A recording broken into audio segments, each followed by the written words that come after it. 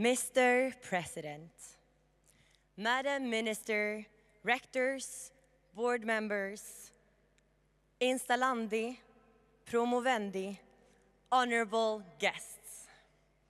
My name is Sofia Arnicol, and I'm currently a student here at the Stockholm School of Economics.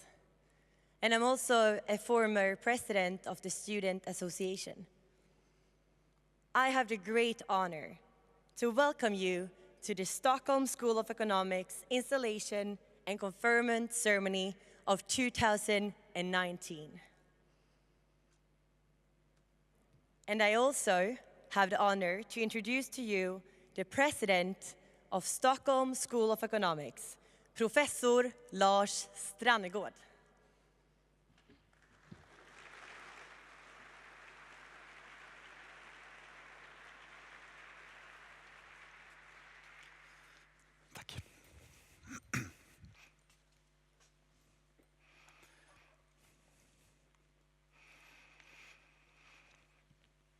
Madam Minister, Rectors, Vice Chancellors, Board Members, Corporate Partners, Faculty and Staff. And my dear Installandi, Promoter and Promovendi, dear friends. I am honored and so happy to welcome you to today's ceremony and festivities. I really want to thank you all for coming. This ceremony is at first glimpse a bit awkward in all its old-fashionedness. Trumpets, gowns, hats, rings, Latin, and drums. But these ceremonial attributes are important symbols used to infuse meaning, to focus, and to create reflection on what it is that we are actually paying tribute to. We're celebrating the quest for fact-seeking, the search for knowledge, the urge for truth, and the power of meaningful analysis and interpretations. My wife Maria and I have 2 kids. They are 8 and 10 years old. And education and what happens in school occupies our little ones' heads. We're right now in a great phase because they really enjoy studying and they obviously love to learn. And we're not really sure how long that lasts, of course. But our family's world now revolves around education, learning and knowledge, and of course also around limitations regarding how much so-called screen time that is acceptable during a day. And in my professional role at Stockholm School of Economics, my days are also filled with reflections on the purpose of research, education and knowledge creation. Knowledge and education are often hailed as the savior of our times. Some governments spend 10 to 15% of their total budgets on schooling and education. But what is the meaning of the term knowledge when so-called knowledge is all around us, a click away, and when almost all organizations are knowledge intensive? I believe it's fair to say that knowledge is the route to truly sustainable growth, and that knowledge is the solution to the global challenges that we are facing. Knowledge is in fact the only stream of hope we have to create a livable future. Knowledge is simply the backbone of society and of civilization. It even makes sense to say that knowledge is the only rescue we have against a potentially collapsing planet. And we all recognize the expression knowledge is power, scientia potentia est. And that is a phrase attributed to Francis Bacon in 1597. And even though it's been around for more than 400 years, it is more true today than ever before. Knowledge is not simply the information that we find through Google. Knowledge is, in fact, power. And the power in question is not only the power to cope with the conditions we live under, but to actually create those conditions. The world we're living in is becoming more and more complicated, unpredictable, and harder to grasp. The parliamentarian political situation is in many countries, not just ours, complicated to say the least. The implications of climate change are around the corner. We witness growing nationalism and protectionism, but simultaneously increased digitalization and internationalization. So the maps are harder to draw, and even if we learn to draw them, they are terribly hard to navigate by. And our realities are constantly undergoing changes. Practice as well as theory needs to be constantly revisited, redone, and rewritten. Ralph Waldo Emerson said in 1870 that skill to do comes of doing. Knowledge comes by eyes always open and working hands. And there is no knowledge that is not power. And the concept of power has two meanings. The first is the ability to control people or things. And the second meaning of power is the sense of a source to create energy. So the powerful are strong, then knowledge and the knowledgeable are strong. So knowledge makes us powerful in both the sense that we get the strength to get things done and to get people to move in a particular direction. But all around us, voices are now slowly beginning to be discerned. How and why do countries need to spend so much on science and higher education? Many university studies do not pay off, and students are left with gigantic loans that they are unable to pay back. Science, say some, is becoming too specialized, with disciplines in ivory towers, putting colleagues in other disciplines to scorn. The publishing race creates inflation in the number of journals and the number of articles written.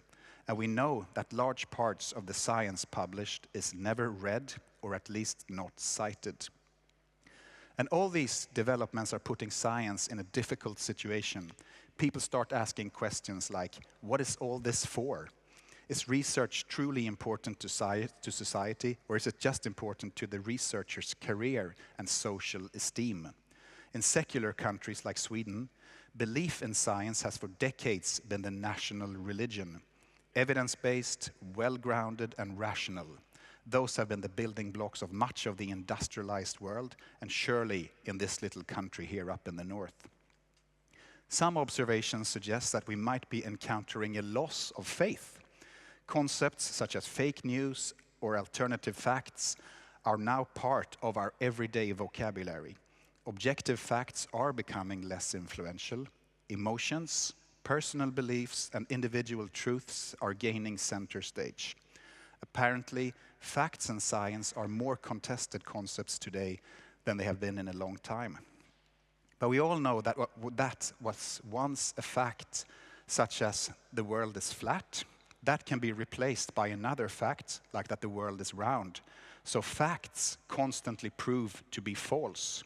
And yes, alternative facts can be proven to be true.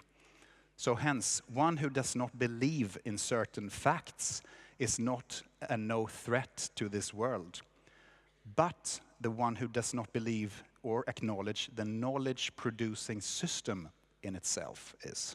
In fact, the one who has no trust in science as a system, or who is cutting the corners of the scientific knowledge-producing system, is truly an enemy to the people. A world with a decreasing trust in science is one on a track to darkness. It is our civil and civic role to show the importance of the scientific production system. We need to install faith in the process of knowledge creation. In my view, we have in the academic world of social science put too much emphasis on knowledge as a product. That is the packaged and transferable piece of knowledge, and left focus from the knowledge creation process in itself. So academics in too many disciplines around the world are too interested in the output, the published paper, for instance, and too many ask, which journal, which ranking, which impact factor? And fewer ask, what content, what does it say, about what? This has even led to a distortion on how we make sense of a scientific product, such as a doctoral degree. Nota bene, the outcome of a PhD program is not a published book or a collection of papers. The outcome is a transformed individual, a person that views the world in a different way as compared to a few years earlier. So many confuse the product and the process. And if we focus on the outcome in terms of products of knowledge, the papers and the publications, then the legitimacy of science is in danger. But if we instead focus on the individual, the human aspect, the flesh and blood of science, we change tracks. So let's not forget that science is produced by scientists. So science is the product and scientists are the producers. And what the PhD program at Stockholm School of Economics produce are scientists. In a world dazzled by numbers, counting impact figures, number of Google Scholar hits, and citation figures, this is tremendously important. It is a fact and not an emotion that doctoral programs primarily produce scientists. These humans produce scientific artifacts, but without transformed individuals, these artifacts would never ever have seen the daylight. And that is why this day is so tremendously important. The professors being installed and the doctors being promoted get their recognition today for their ability to be scientists, to be knowledge producers. So an institution such as SSE should not pride itself for the number of scientific products, but the quality of its producers. The doctors today are promoted because they've shown that they're able to have a scientific approach to the world. This is the real achievement, not the number of articles you've written, but the quality of your approach to problems. So thank you for all your work to transform yourselves. Your transformations are the ones that benefit SSE so profoundly.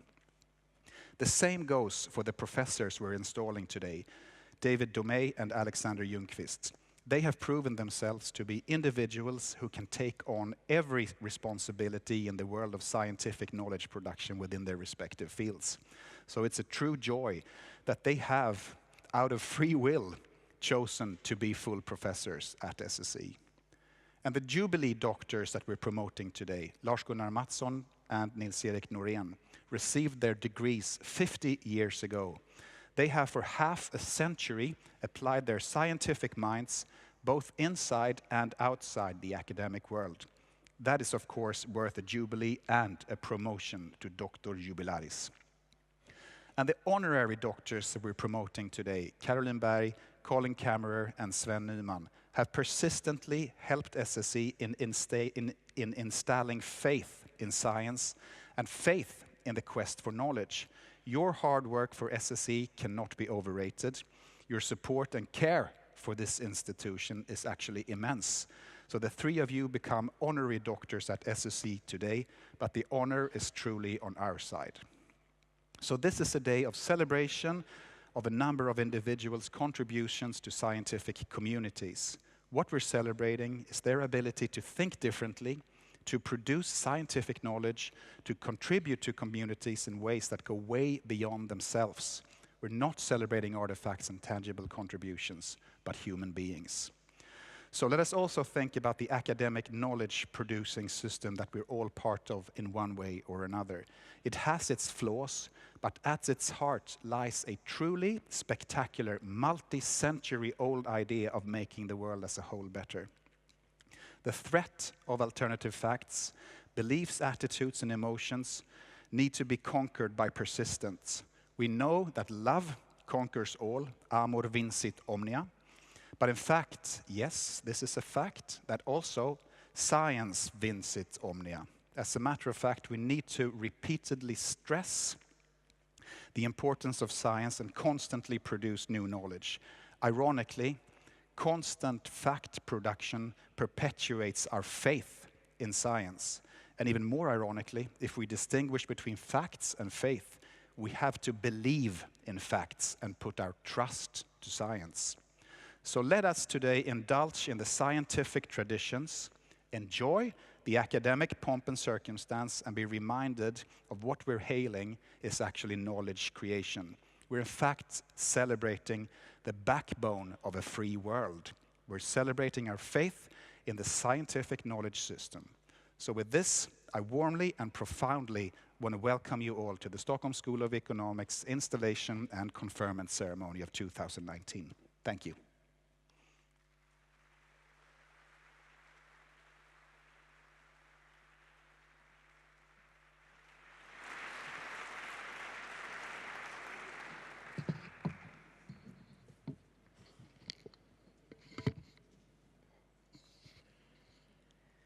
Honorable guests, when the procession entered, you listened to our school choir, Fridmans Apostlar, with Franz Jakob Rommel as their conductor.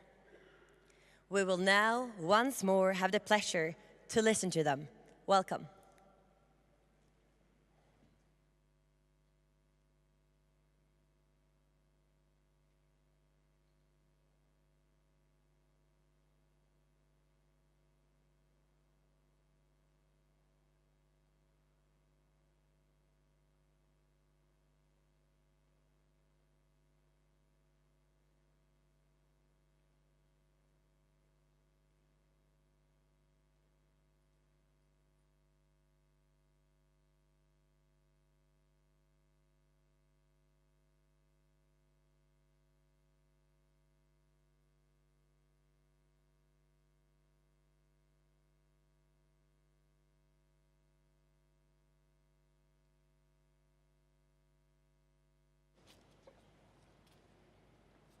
Käraste bröder, systrar och vänner, se fader Bergon skruvar och spänner strängarna på fiolen och stråken han tar i hand. Där ögat är borta, näsan är kluven, se hur han står och spottar på skruven, nödkannan står på stolen. Nu knäpper han lite grann. Grinar mot solen, pilar fiolen, han ser förvillad, grillar ibland. Käraste bröder, dansa på tå, handskar i hand och hattarna på. Se jungfrun lånar i nya himmelsblåa strumpor. Käraste bröder, dansa på tå, handskar i hand och hattarna på. Se jungfrun lånar i nya himmelsblåa strumpor. Pucken fläktar med hatten, pipan i mun och brännvinsvatten dricker han och gör fukter med huvud, hand och fot. Guldgule rocken styvad ut hänger tätt ut i nacken, hårpiskan hänger ryggen i 100 bukter på kinden så som klot. Kapar på noten, skrapar med foten, pipan han stoppar, hoppar emot. Käraste systrar, alltid hon lätt, bröderna dansar jämt, men nu rätt i hela natten ger nu hand och tack rätt. Käraste bröder, systrar och vänner, se fader Bergon skruvar och spänner strängarna på fiolen och stråken han tar i hand. Ögat är borta, näsan är kluven, se hur han står och spottar på skruven, kan han stå på stolen. Nu knäpper han lite grann. Grinar mot solen, pinar fiolen, han sig förvillad, grillar ibland. Käraste bröder, dansa på tå, handskar i hand och hattarna på. Se jungfrun lånar i nya himmelsblåa strumpor. Käraste bröder, dansa på tå, handskar i hand och hattarna på. Se jungfrun lånar i nya himmelsblåa strumpor. Se pucken fläktar med hatten, pipan i mun och brännvinsvatten dricker han och gör fukter med huvud, hand och fot. Guldgule rock med styvad ut kränger tätt ut i nacken, hårpiskan hänger ryggen i 100 bukter och kinden så som klot. Kapar på noten, skrapar med foten, pipan han stoppar, hoppar emot. Käraste systrar, alltid hon är, bröderna dansar jämt, men nu rätt i hela natten ger nu hand och tack rätt.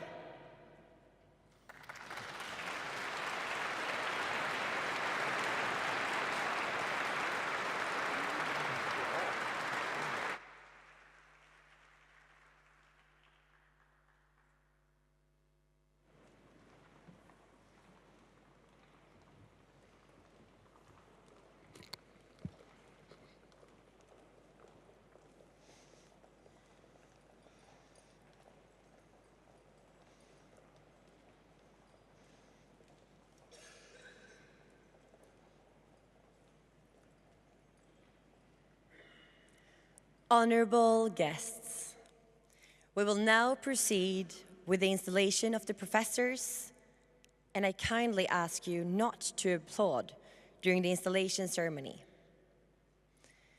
I will once again welcome up on stage President Lars Strannegård.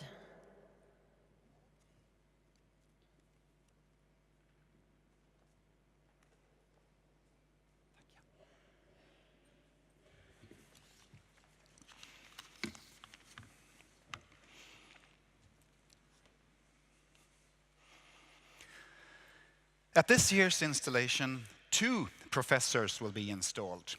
May I ask David Domey to step forward?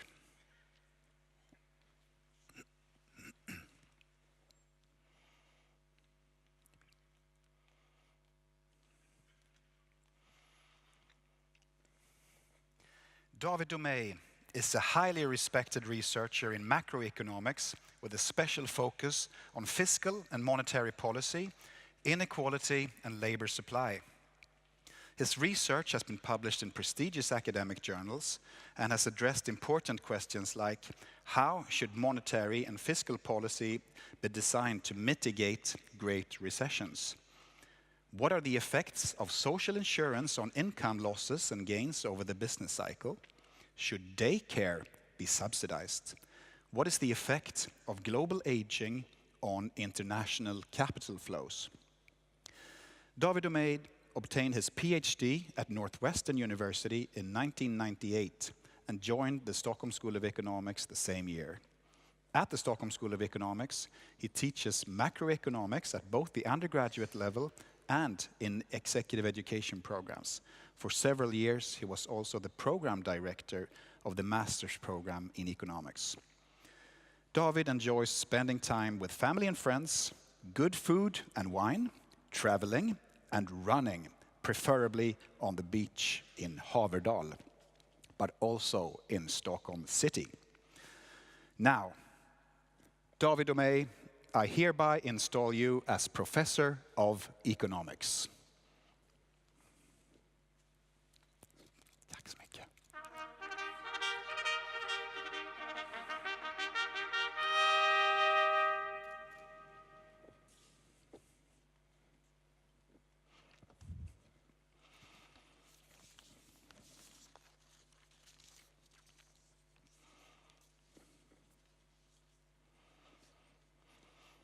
May I ask Alexander Ljungqvist to step forward?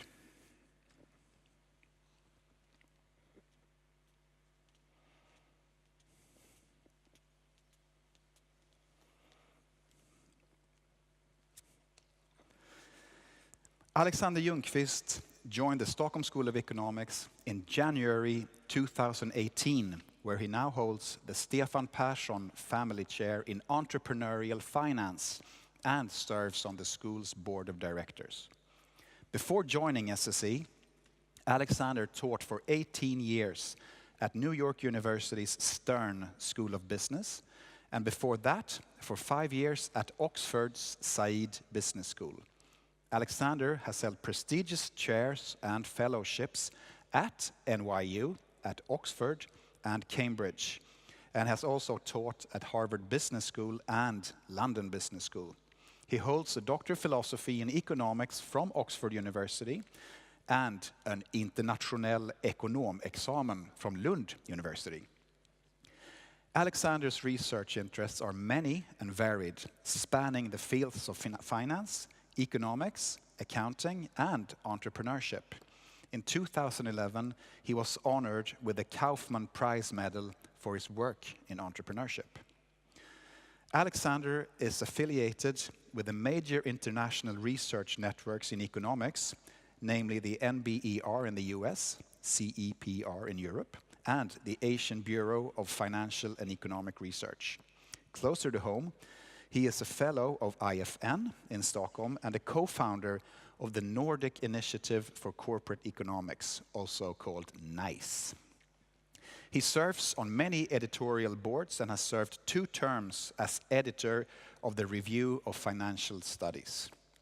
And when time permits, Alexander indulges his passion for travel, good food, fine wine, and great company. Alexander, I hereby install you as a professor of finance and holder of the Stefan Persson Family Chair in Entrepreneurial Finance.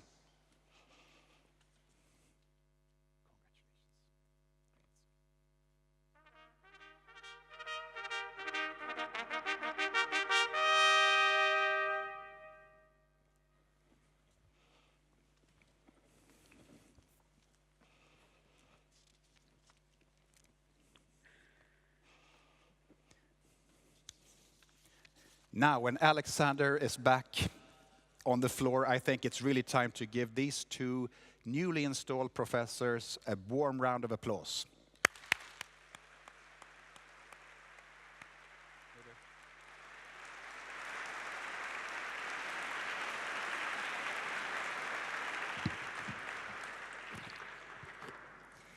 We are now handing out Peter Högfeldt Award. This award was funded by a donation from an alum, Simon Angeldorf. The donation was given in order to recognize outstanding PhD theses in finance, economics, and business administration. Two of the recipients are here today. May I ask Claire Ingram Bogush and Thomas Seiler, please enter the stage.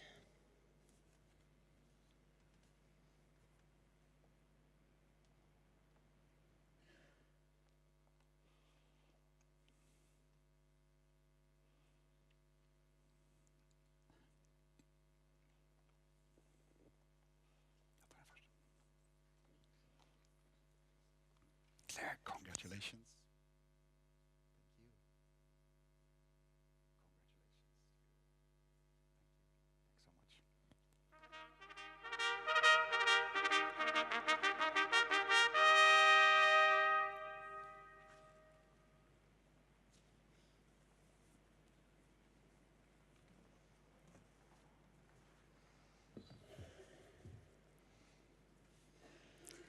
Honorable guests, I have the pleasure to introduce to you Helena de Wall and Rebecca Elskad.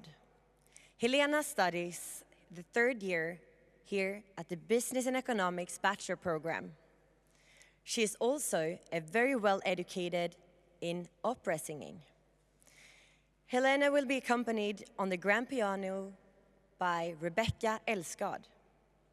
Please give a warm applause to Helena and Rebecca.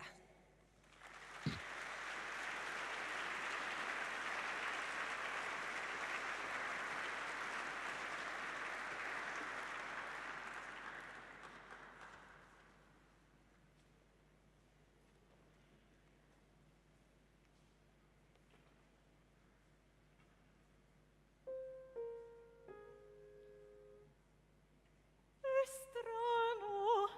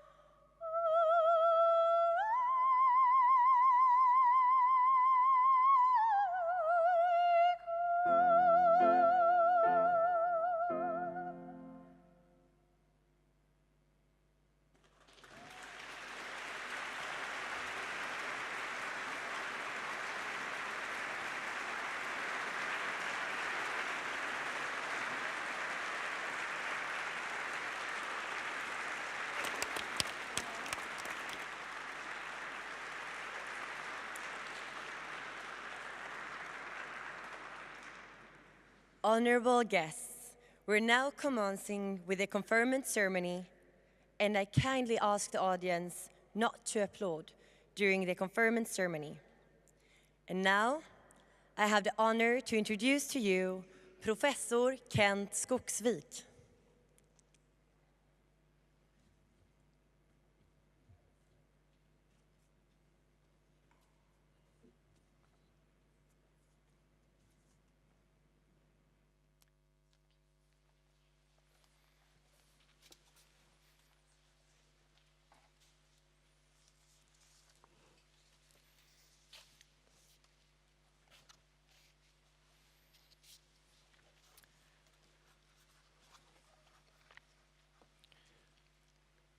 Mr. President, Rectors, Madam Minister, Board members, honorable guests.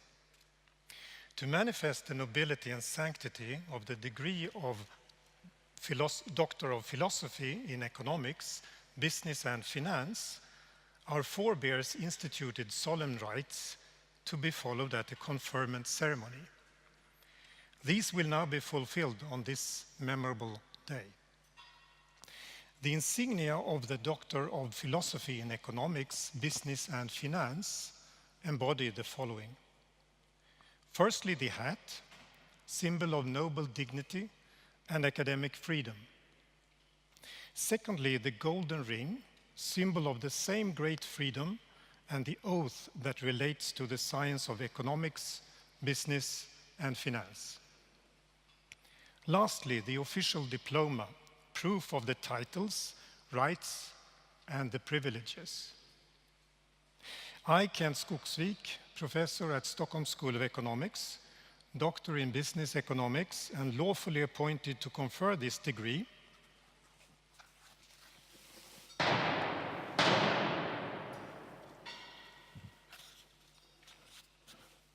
address you in the authority of the position vested in me, and salute you, distinguished women and men, upon whom Stockholm School of Economics has elected to bestow the degrees of Doctor Honoris Causa, Doctor Jubilaris, and Doctor of Philosophy.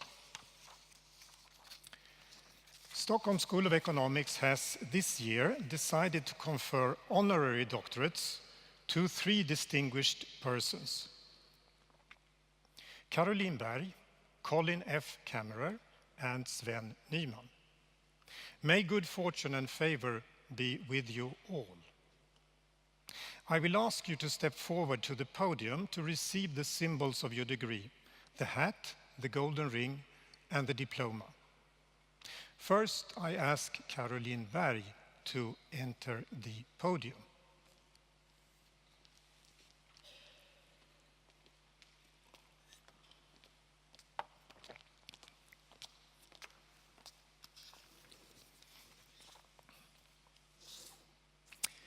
Caroline Berg is a distinguished Swedish business leader, holding the executive chair of the Axel Johnson Group, a leading Nordic company in retail, trade and services. Being a member of the 5th generation of the family leading the group, Caroline is devoted to the vision that business is a crucial force for positive change in the society.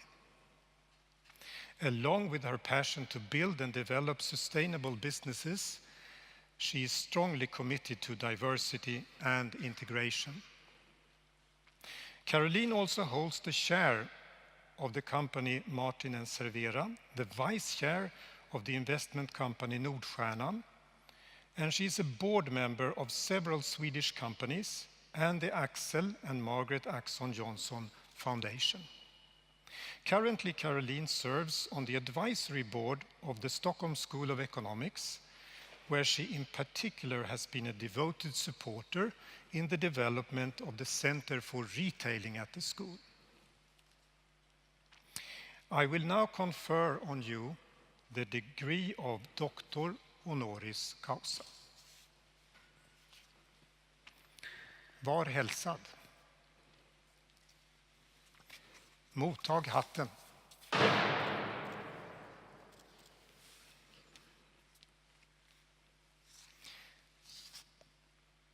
Mottag ringen. Mottag diplomet. Välgång följen eder, ärade hedersdoktor.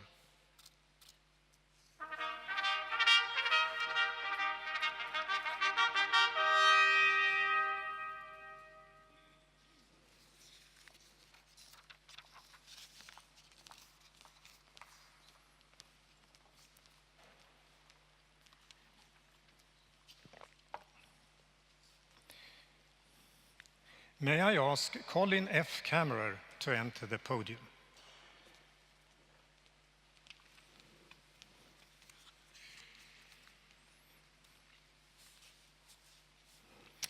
Professor Colin Kammerer is one of the world's leading behavioral economists.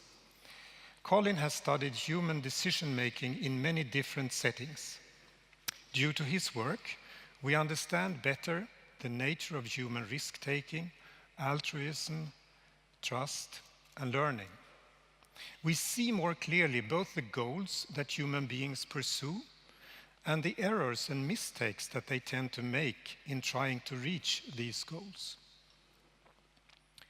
Colin has the rare ability to collaborate well across disciplines with anthropologists, political scientists, and medical scholars.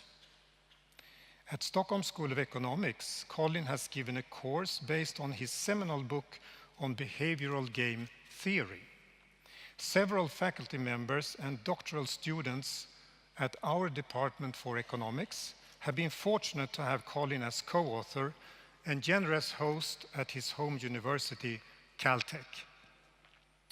These collaborations have remained active over time, most recently in researching the credibility of experimental social science.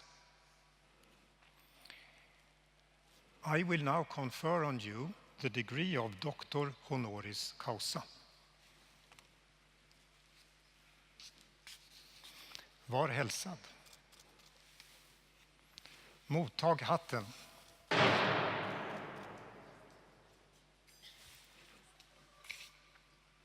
Mottag ringen. Mottag diplomet. Välgång följen eder, ärade hedersdoktor.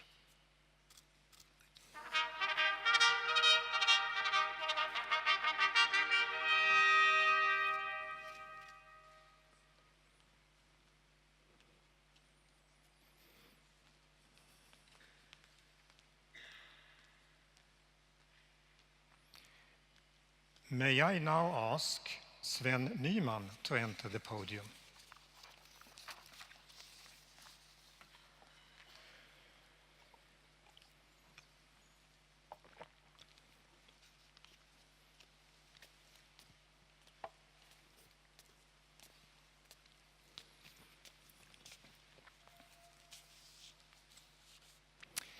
Sven Nyman is a graduate of Stockholm School of Economics and founder and chairperson of RAM, Rational Asset Management.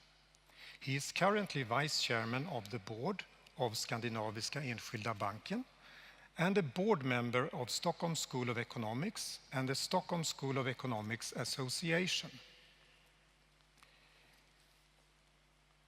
For many years, Sven has served on the boards of foundations closely related to the school. His devotion and inquisitive stance have benefited the school in numerous ways over time.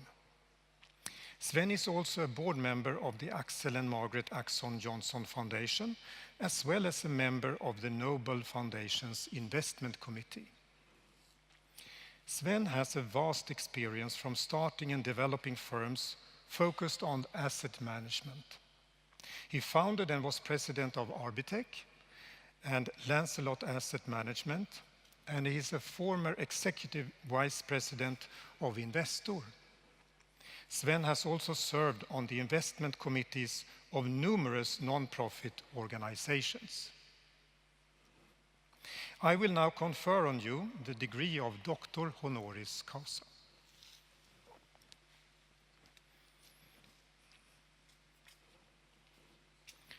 Var hälsad. Mottag hatten.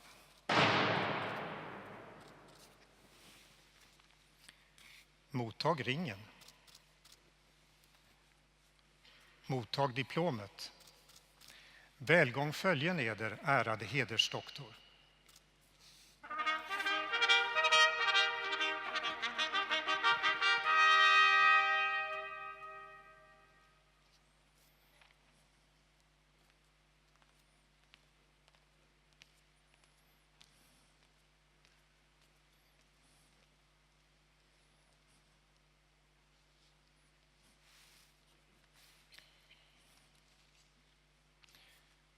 So please, if the honorary doctors stand up.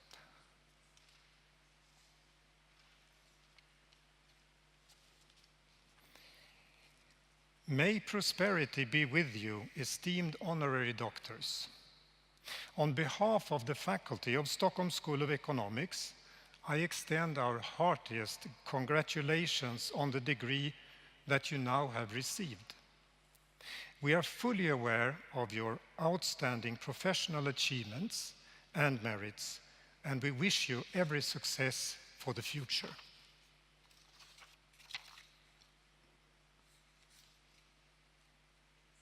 Sit down.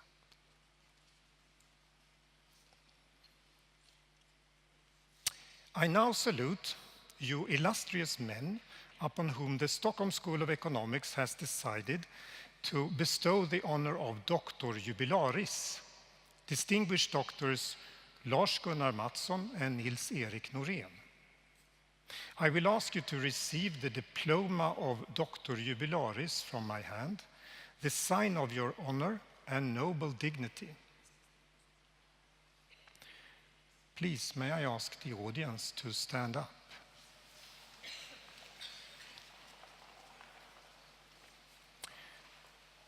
First, I ask Lars-Gunnar Mattsson to enter the podium.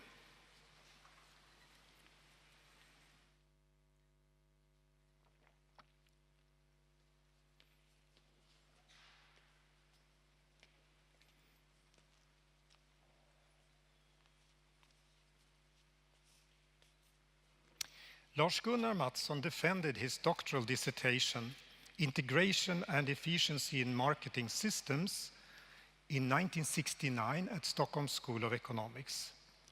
In 1973, he became professor of industrial marketing at Linköping University. He moved to the University of Uppsala as professor of business administration in 1975 and returned to Stockholm School of Economics as professor of business administration in 1980. He became the first holder of the Peter Wallenberg Professorship in International Marketing in 1998. Lars Gunnar is honorary doctor at Hanken School of Economics and Aalto University School of Business in Finland. In 2016, he received a gold medal from the Royal Swedish Academy of Engineering Sciences. Continuing his research as Professor Emeritus at Stockholm School of Economics, he has for the past few years focused on the area of sustainable markets at the Misum Research Center.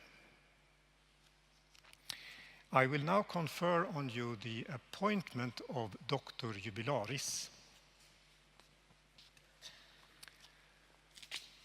Var hälsad. Mottag diplomet.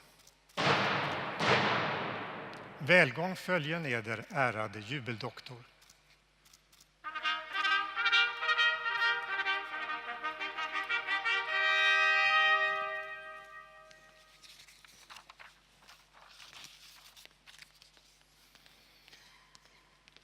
I now ask Nils-Erik Norén to enter the podium.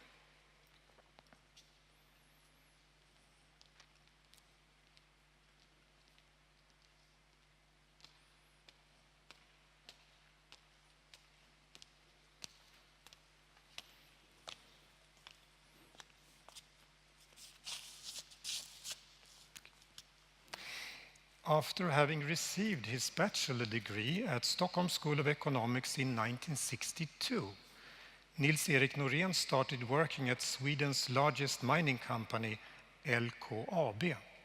In 1967, he gained a licentiate degree in economics with a thesis on mining problems. This was later extended into his doctoral dissertation, Long-Range Decision Models in Mining. He defended this thesis in 1969. In the dissertation, Nils-Erik gave special attention to models for optimizing the rate of production. In his most developed model, he actually made seminal applications of dynamic programming. Having defended his dissertation, Nils-Erik returned to LKAB and then moved on to other important positions in the Swedish industry. In 1990, he came back to Stockholm School of Economics, from 1993 as senior lecturer in charge of a bachelor degree course in managerial economics.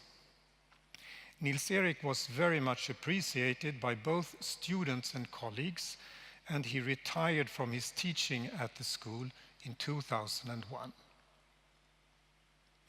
I will now confer on you the appointment of Dr. Jubilaris.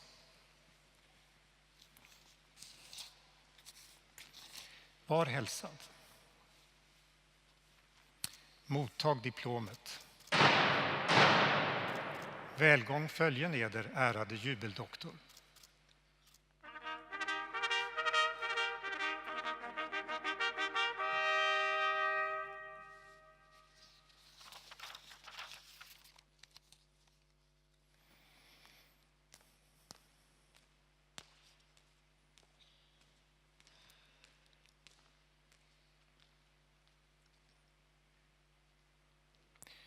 On behalf of the faculty of Stockholm School of Economics, I extend our heartiest congratulations on the appointments that you now have received.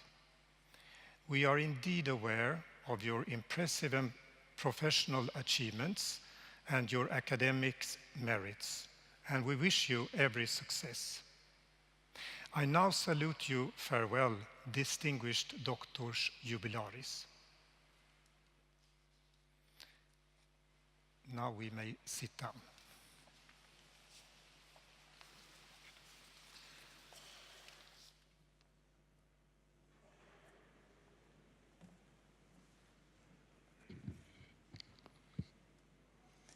Honorable guests, we will now have a musical intermission and then continue with the conferment ceremony of the doctores i Venes. I have the pleasure to once again introduce you to two talented students from SSC, Dalila Momi and Louise Hedberg.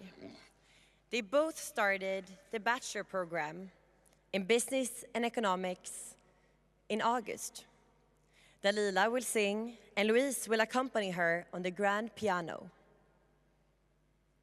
Please give a warm welcome to Dalila and Louise. Do we need somebody just to say that we are alright? Or is the only reason you're holding me tonight 'cause we're scared to be lonely?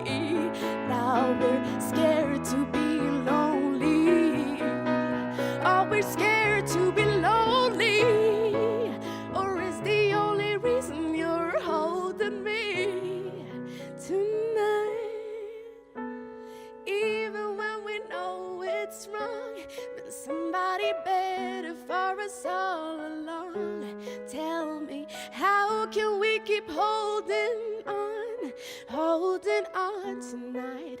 'Cause we're scared, oh, even when we know it's wrong, but somebody better for us all along. So tell me, how can we keep holding on tonight? 'Cause we're scared to be lonely. Oh, we're scared to be lonely. Now we're scared to be lonely. Or is the only reason you're holding me tonight? So tell me, why can we, oh why can we, oh why can we stop?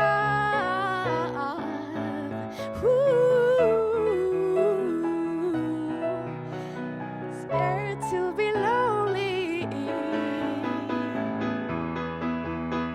Oh, now we're scared to be lonely. Or is the only reason you're holding me?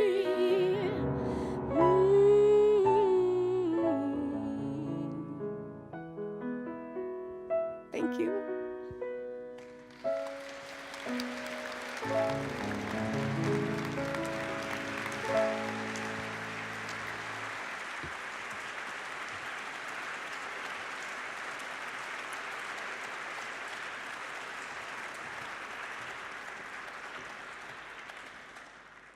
Honorable guests, we will now continue with the doctores i Venes.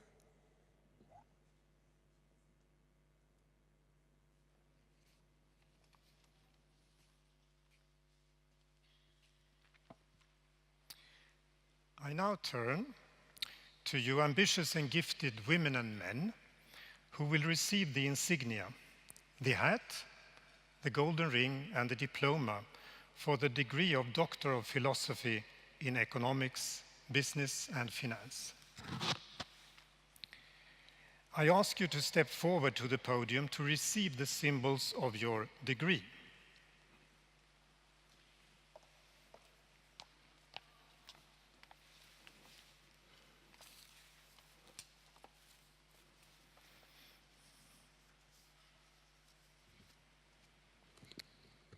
Adam Altmeid and Evelina Bonnier.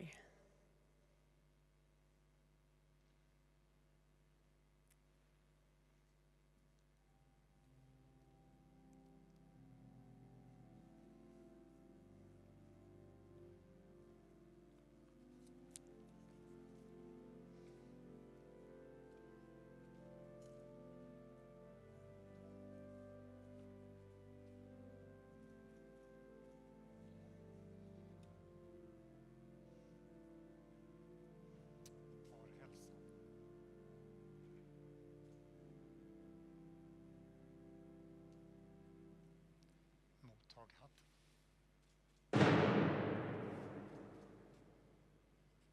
Mottag ringen. Mottag diplomet. Välgång följen eder, ärade doktor. Var hälsad. Mottag hatten.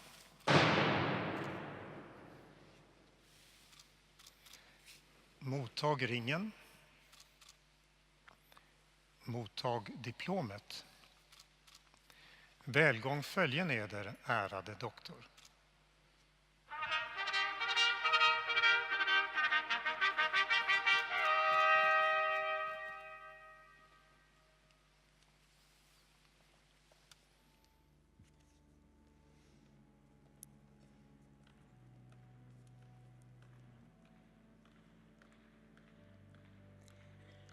Claire Ingram Bogush and Rupin Jeremiah.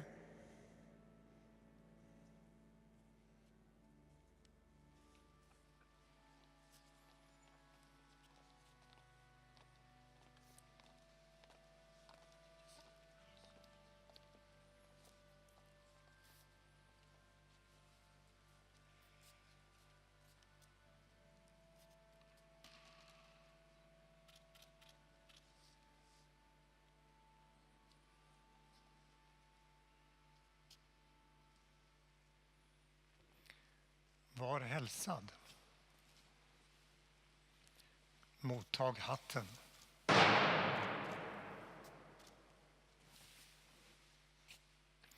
Mottag ringen. Mottag diplomet. Välgång följen eder, ärade doktor. Var hälsad. Mottag hatten.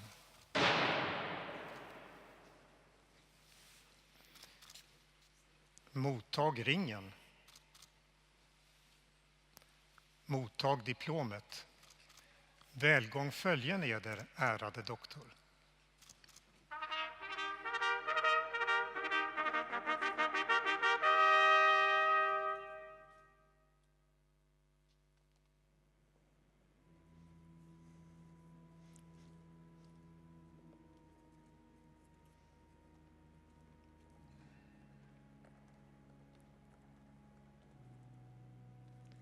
Mats Levander and Gustav Lundgren.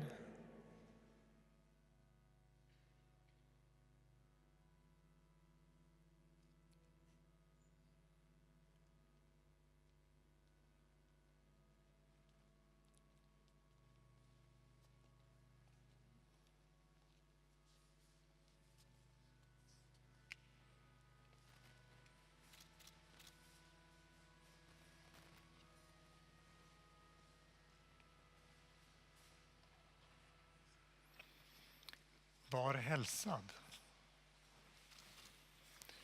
Mottag hatten.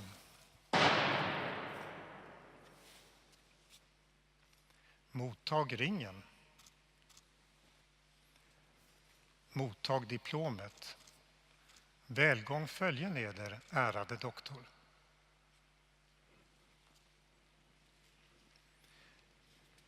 Var hälsad. Mottag hatten. Mottag ringen. Mottag diplomet. Välgång följen eder, ärade doktor.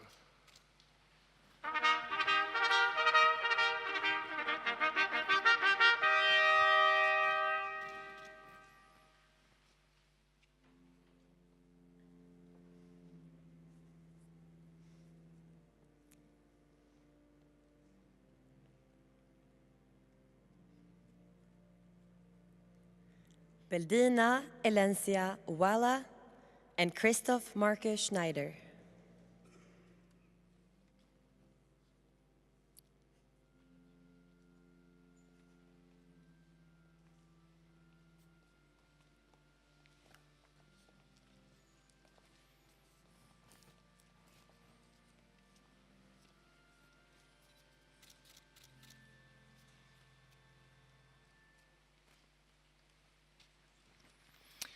Var hälsad.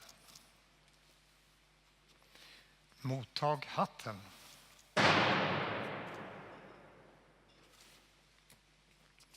Mottag ringen. Mottag diplomet. Välgång följen eder, ärade doktor.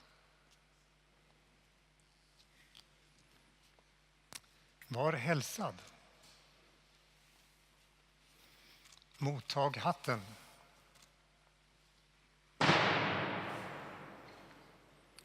Mottag ringen. Mottag diplomet. Välgång följen eder, ärade doktor.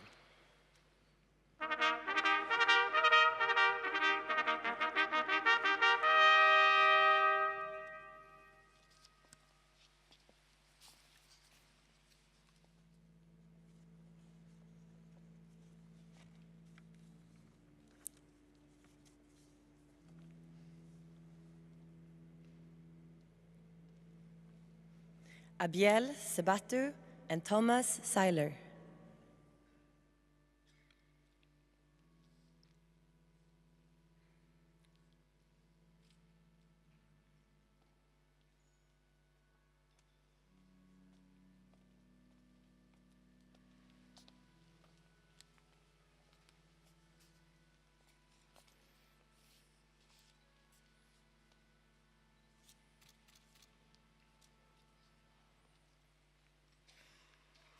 Var hälsad.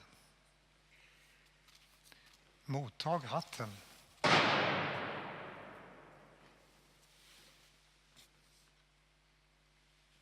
Mottag ringen. Mottag diplomet. Välgång följen eder, ärade doktor. Var hälsad. Mottag hatten.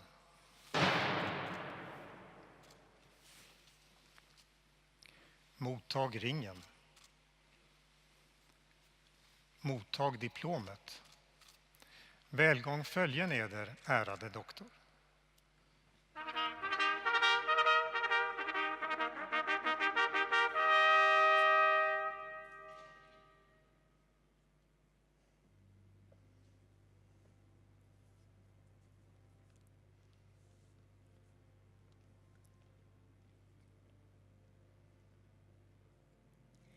Erik Sjöstrand and Stefan Sjugalski.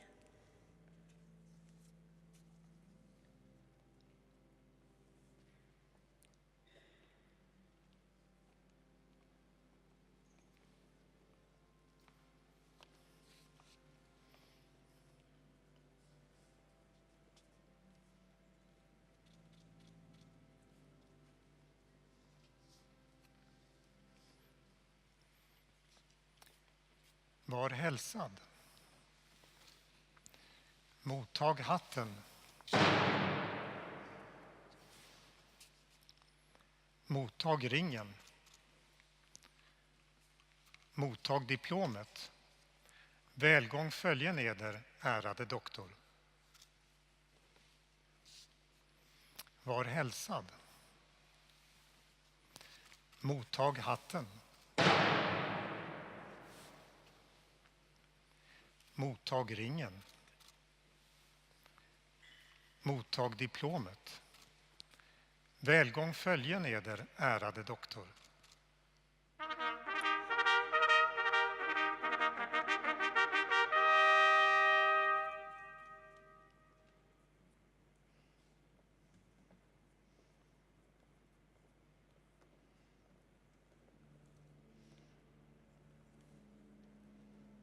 Viktor Tell and Milda Tilaite.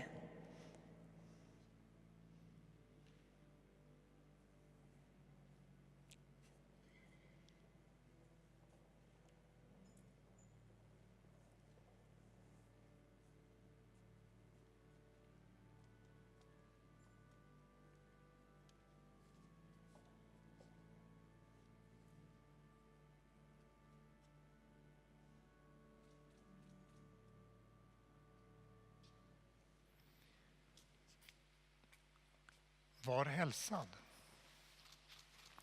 Mottag hatten. Mottag ringen. Mottag diplomet. Välgång följen eder, ärade doktor. Var hälsad. Mottag hatten.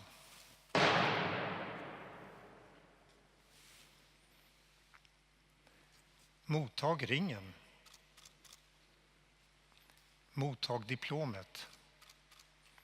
Välgång följen eder, ärade doktor.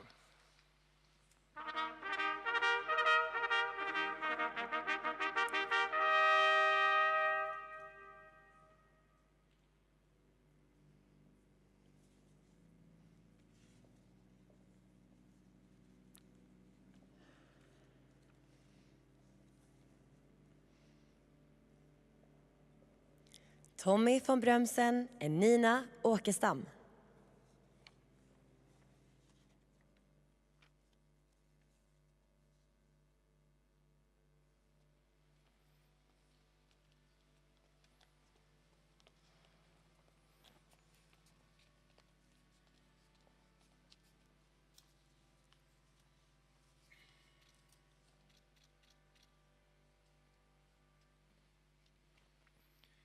Var hälsad. Mottag hatten.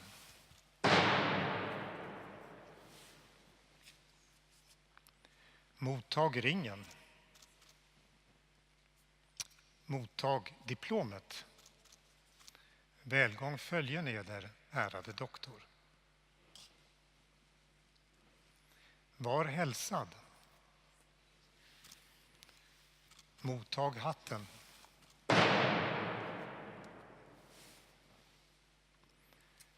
Mottag ringen. Mottag diplomet.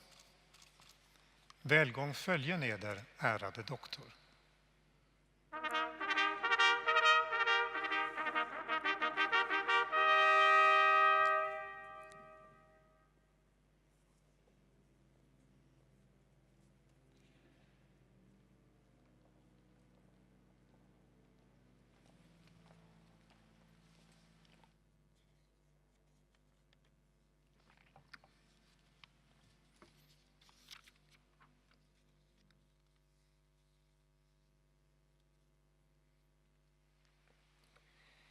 Kajsa Asplund, Andrea Camelli, Vasilis Dedis, Enrico Fontana, Marta Giaghedu, Marcus Felix Ibert, Arieda Muccio, Henrik Petri, Irene Popoli, Erik Sverdrup, Quinn Xiao and Jenny Ålström have also earned the degree of Doctor of Philosophy but are unable to attend this ceremony today.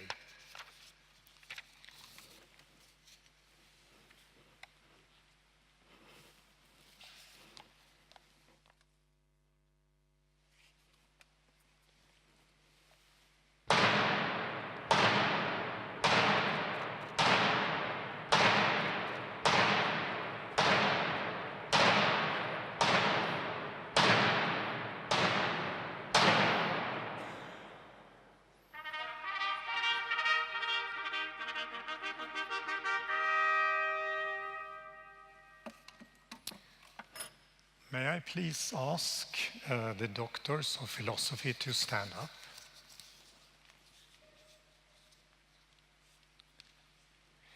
My mission is now completed, and allow me to be the first to greet you, distinguished doctors. On behalf of the faculty of Stockholm School of Economics, I extend our heartiest congratulations on the degree that you now have received. We wish you every success and all the best for the future.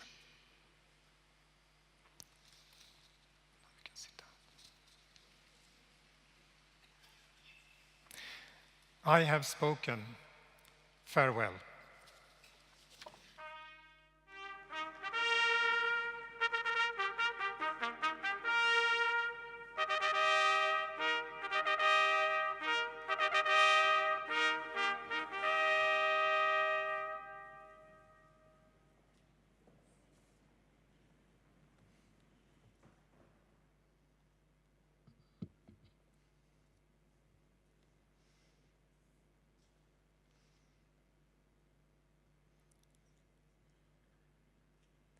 installati, promoti, honorable guests.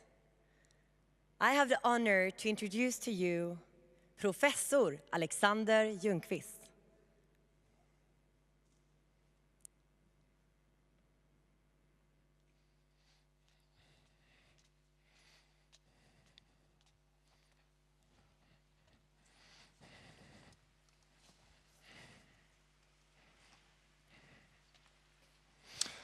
Mr. President, Madam Minister, rectors, fellow members of the board, promotee, honorable guests. It is a great honor and indeed pleasure to stand before you tonight to be formally joining the faculty of the Stockholm School of Economics, one of the finest business schools in Europe. And I think we should start every lecture with a fanfare and drums. Unlike our very talented students, even though I'm wearing my Fred Astaire outfit, there won't be any song or dance from me. And instead, my role is to inject a moment of seriousness into the proceedings by giving you a glimpse of my research. And I've been given a very, very short space of time to do so. So we'll be traveling at the speed of light. What I'm currently fascinated by is the changing role of the stock market in the economy. Now, most of us probably take the existence of stock markets as a given. And in a country like Sweden, where the stock market is very well developed, one might even argue that the stock market is a part of the fabric of everyday life.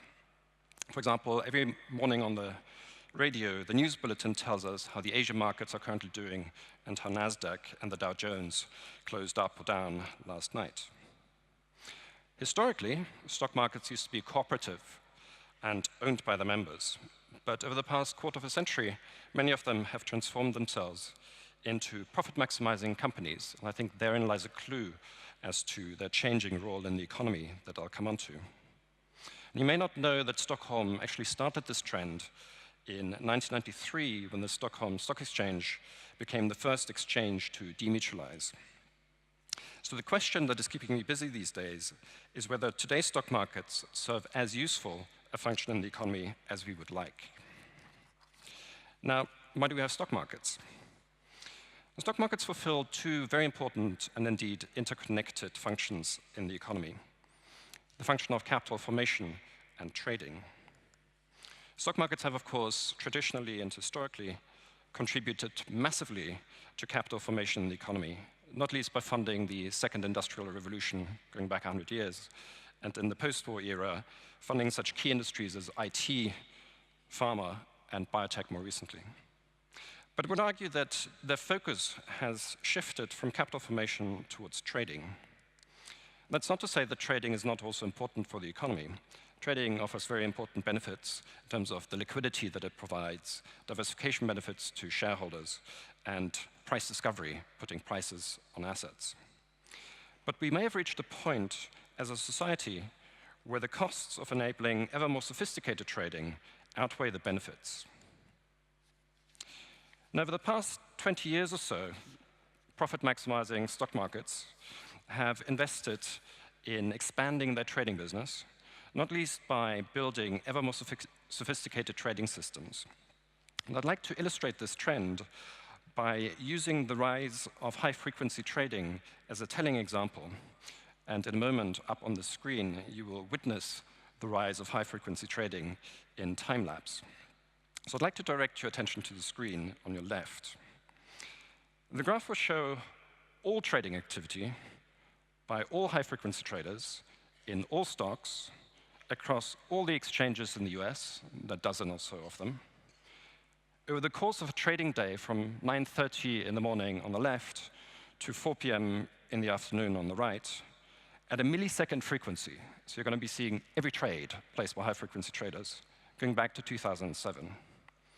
And as I start the time lapse, you will see the days ticking by on the bottom left. So we're in 2007.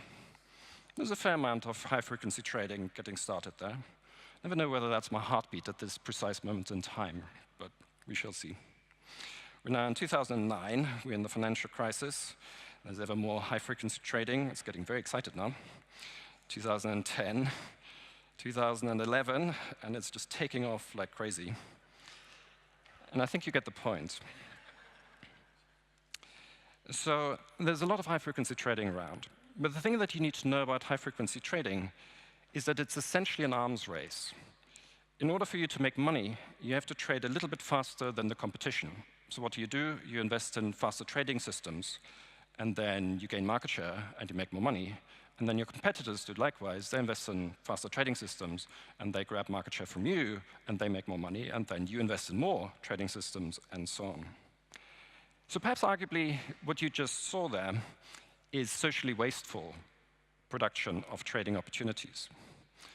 And as I'm trying to hypnotize you with what's going on the screen there, ponder this.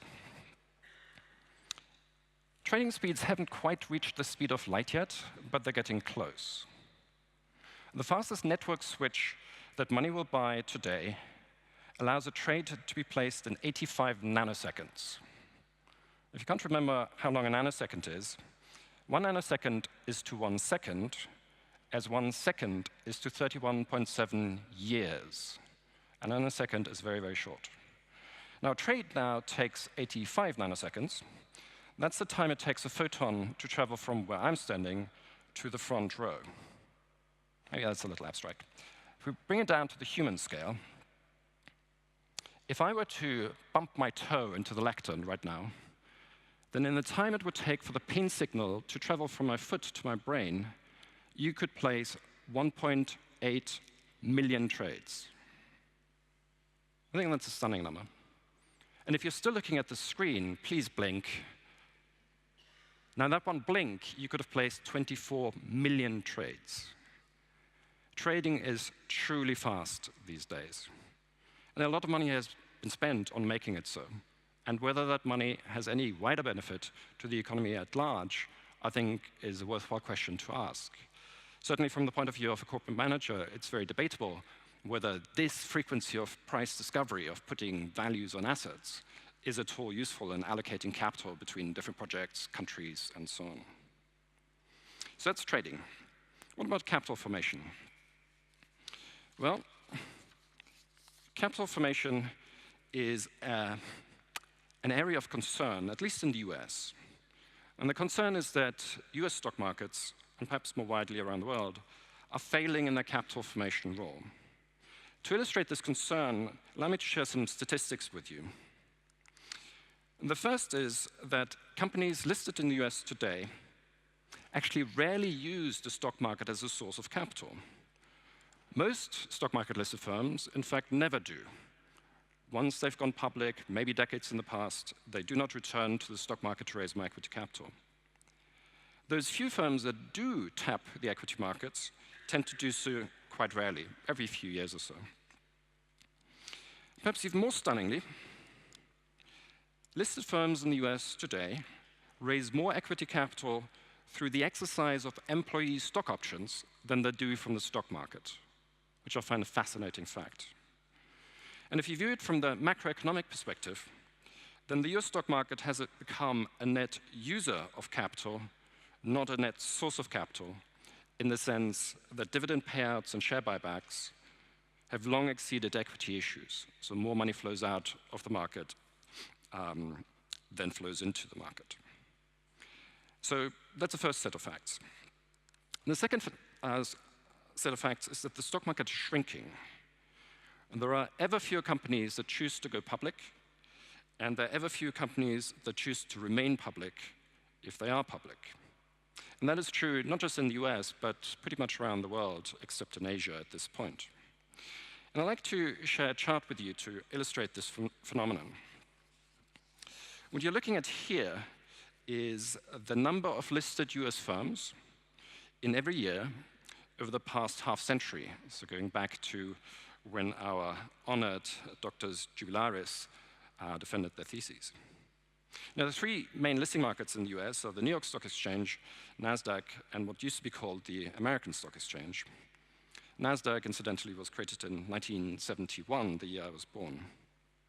Now, as you can see, the number of listed firms peaked in 1997, which is now more than 21 years ago, and has since more than halved. So it is in this sense that the stock market is shrinking, as measured by the number of listed firms, not obviously in terms of value. And it looks as though companies look at the stock market and wonder what it has to offer and say, this is not for us. And the question I think that we need to ask ourselves is whether we should be concerned about this.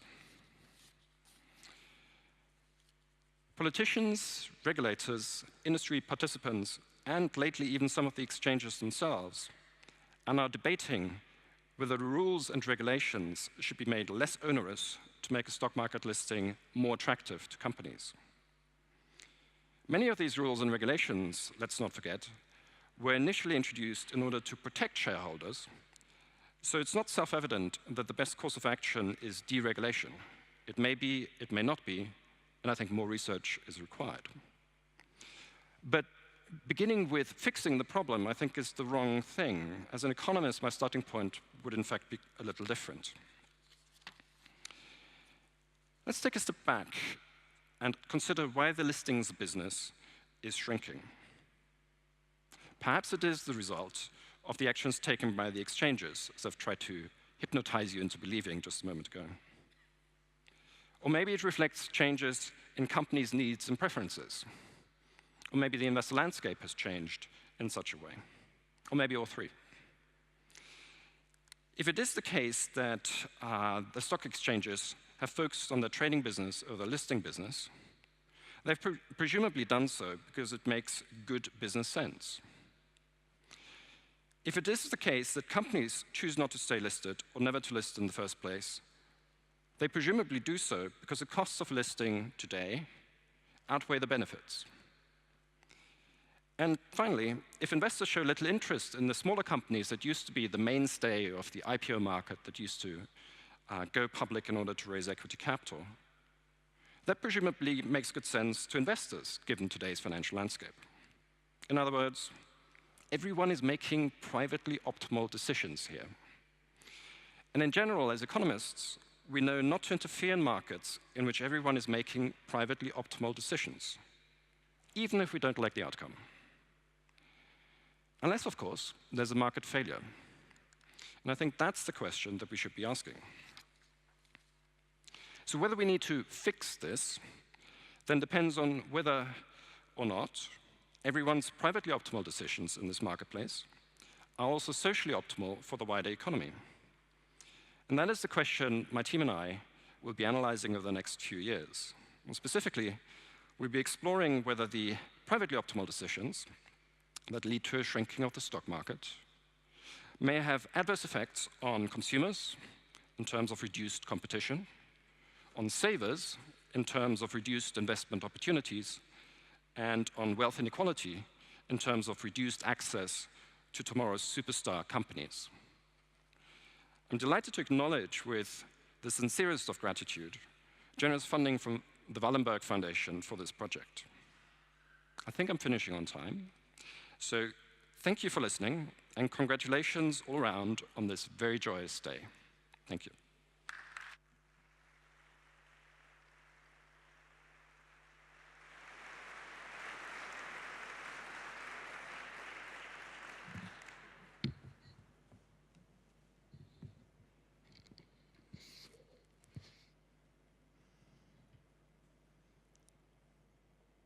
Honorable guests, I have the pleasure to introduce to you a student at the Stockholm School of Economics, Marcus Huber.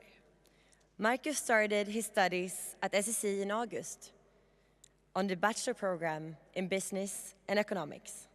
Please welcome Marcus.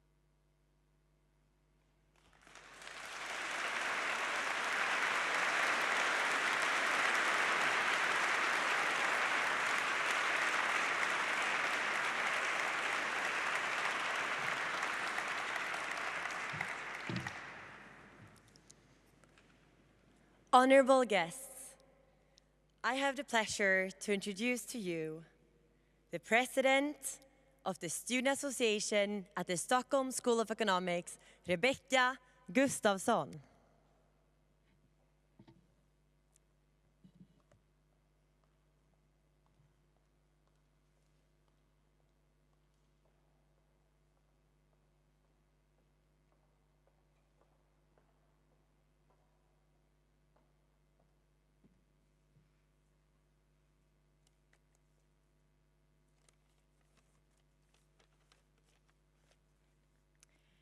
Mr. President, Madam Minister, Rectors, Installati, Promoti, honorable guests. As the President of the Student Association at the Stockholm School of Economics, it is an honor to be standing here before you today. It is a privilege to be given the opportunity to give the closing speech at this magical ceremony, to celebrate all of the Promoti and Installati on behalf of the students at SSE. 110 years ago, our school was founded on a dream. The dream of knowing more in order to do more. In the beginning, a small cohort of students were gathered, eager to learn, oblivious about the future. And since then, SSE has grown into becoming the meeting place for ambitious and knowledge-thirsty students from not only all over Sweden, but all over the world. And before us today, we have those students that refused on giving up on being ambitious and hungry for further knowledge. We find those students that have fought their way through countless of trials, that have successfully navigated past essays and exams through presentations and research papers. Students that have overcome the biggest challenge of them all, procrastination. And for this, we celebrate you all. For this, you are all awarded an incredible badge of honor. You are awarded a funny hat. My dear Installati and Promoti, you all truly belong to the very best. Your dedication to education and to knowledge, through your tireless efforts and achievements, enrich our lives with new challenges, insights, and ideas, communicated to us students by you as teachers, mentors, and role models. This ceremony, with glamour and greatness, aims to show our appreciation, and I truly hope that this has succeeded. When you soon leave this ceremony, make sure to keep that hat straight, to walk with pride, and to celebrate the evening with the knowledge that you have achieved a great deal, and that you truly have the ability to make a massive impact on the lives of so many. That you are the ones keeping the dream about knowing more in order to do more alive. With these words, I hereby wish to conclude the Stockholm School of Economics installation and conferment ceremony of 2019. Thank you and congratulations.